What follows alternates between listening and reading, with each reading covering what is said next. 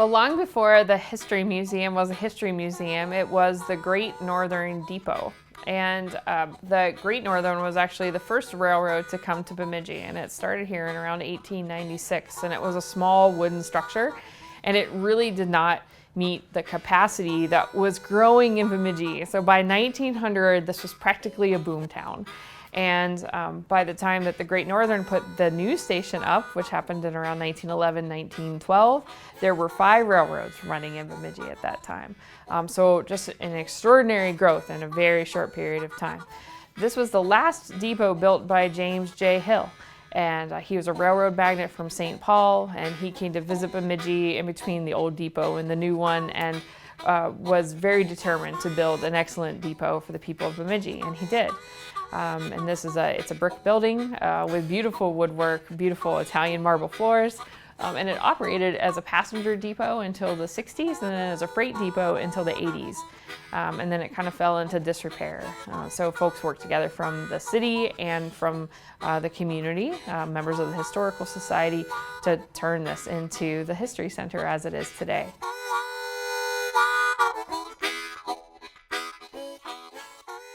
So if we go back a little bit to around 1948, 1950, right when the Historical Society was being formed, but still when this was an active depot, down in St. Cloud in the Waite Park area, the cabooses were being made. So that's where Great Northern cabooses were created, was down in Waite Park. They had a house down there where they made all of their cabooses.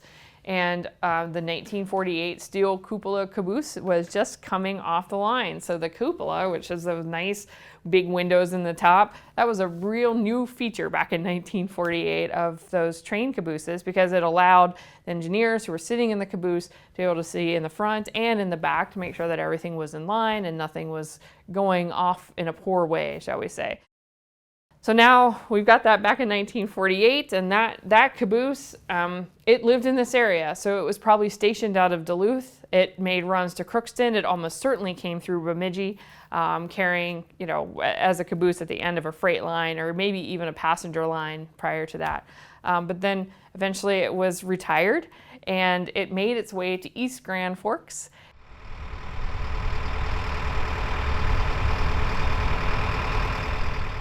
So shortly after the 200th anniversary, we got an invitation to get a caboose. The Rail Club in East Grand Forks had it for some time, and then late last year they called us and they asked if we wanted a caboose for the low price of moving it, and we jumped on it. This Historical Society has been trying to get a caboose since its formation. We have letters from old directors who, once the passenger lines had shut down, started reaching out to the railroads and asking if we could get some kind of car that we could put on display. So we were so excited that we got to be the generation that got the caboose.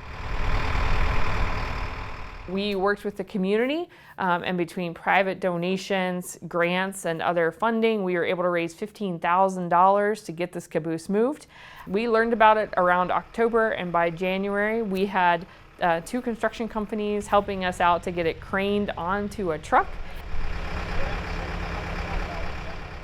Christensen Brothers provided the crane work, so they were able to crane that giant caboose onto tractor trailers, and it had to be done in a couple different parts so that because it was too heavy to be moved all together.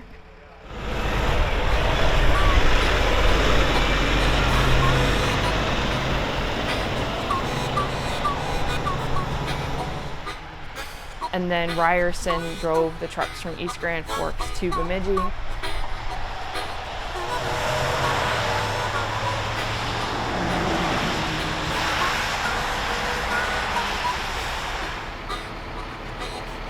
And we got it craned onto the house track.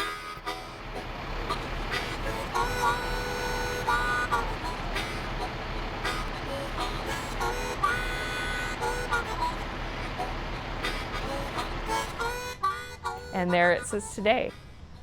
It came to us a little rusty on the outside, but still in really great shape. So what's nice about a high quality paint is that it's going to not only prevent rust from happening, but it kind of seals it up.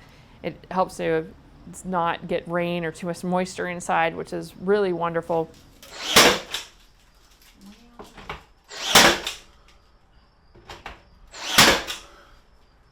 And now we have modern day tools putting together an old caboose. All of the windows and the casings have also been replaced. That was custom work. So we are slowly but surely doing some preservation work on the caboose with the intention of opening it up as a walkthrough historic display.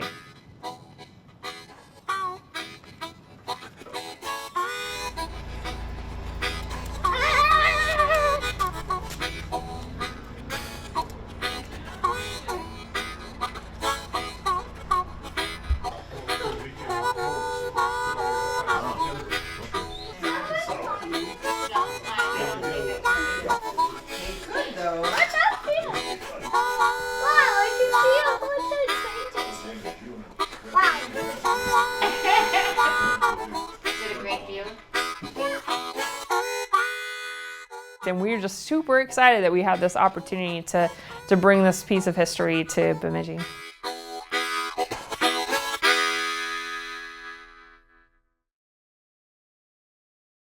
Production costs for this program have been made possible by the Minnesota Arts and Cultural Heritage Fund and the members of Lakeland PBS.